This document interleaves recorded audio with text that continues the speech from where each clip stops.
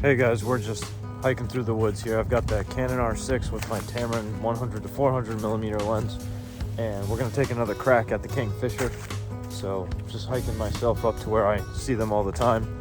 Gonna see if they're around. Hopefully we can get some shots off with it. But today, the reason I have you guys here is we're gonna talk about the one fatal flaw that the Tamron 100-400mm lens has today.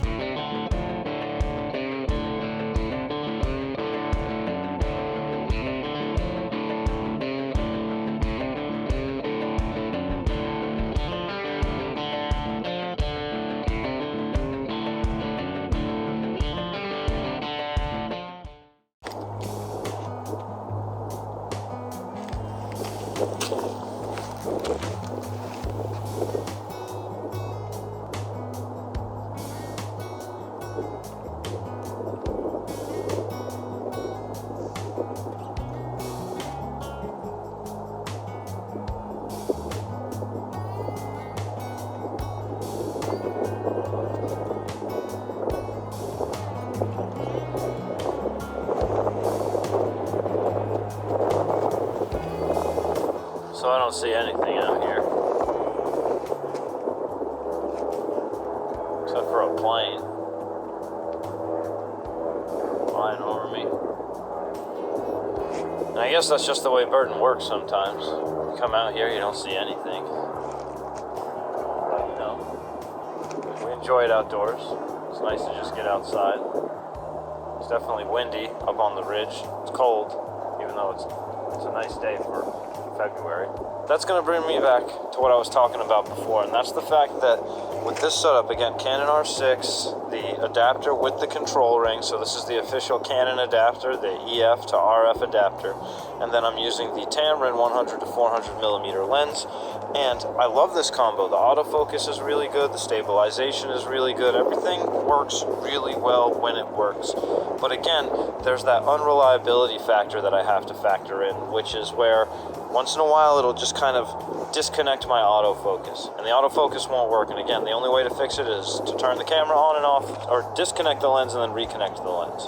So that's very frustrating. And again, reliability is kind of everything when it comes to wildlife photography, so it's kind of tough. Again, when it screwed me when I was shooting the Kingfisher that day, I just, again, haven't been able to forgive it for that. So I am looking in very seriously to getting the Canon RF 100-400mm, and unfortunately that's going to be a maximum aperture of f8 at 400mm, where this one is 6.3, and this one is weather sealed, and that one isn't. So it's kind of tough. It's a tough decision in between the two lenses, whether I'll keep this one so that I will still have a weather sealed option, because that's a big deal for me, because I do like to shoot out in bad weather. Again, these are things I'm thinking about, so hopefully we'll be able to do a review of the Canon RF 100-400mm versus the Tamron 100-400mm lens in the near future here. But that's something that I do want people to be aware of, because I do see that a lot of people on this channel are really interested in the Tamron 100-400mm lens. And again, this criticism could be something that is really more of a criticism of the fact that it's being adapted to a camera that is not native for this lens. You may not have these issues if you're using an EF mount Canon DSLR versus what I'm doing now, but you know, most people going forward are going to be looking at Canon R bodies, and I think a lot of people are still interested in adapting the EF lenses to it, and I think it's crucial that people are aware that there is that disconnection issue. Now, I have updated the firmware to the latest firmware on this lens. I do have the little thing that allows me to update it, and then I have also cleaned the contacts as best that I can, so it's not a connection issue physically or anything that I can do anything about, but there's definitely a problem there, so it's something you do want to be aware of, guys. Okay guys, so we're just packing it in, heading home. Didn't really get much of anything. I came this close to getting like a really nice, really up close shot of the Kingfisher, but right as it got sharp inside of my viewfinder, gone. So didn't get the shot. So that's unfortunate. The only thing I really did get the chance to photograph was red-bellied woodpecker. I was using the Tamron 100-400 with the 2x extender.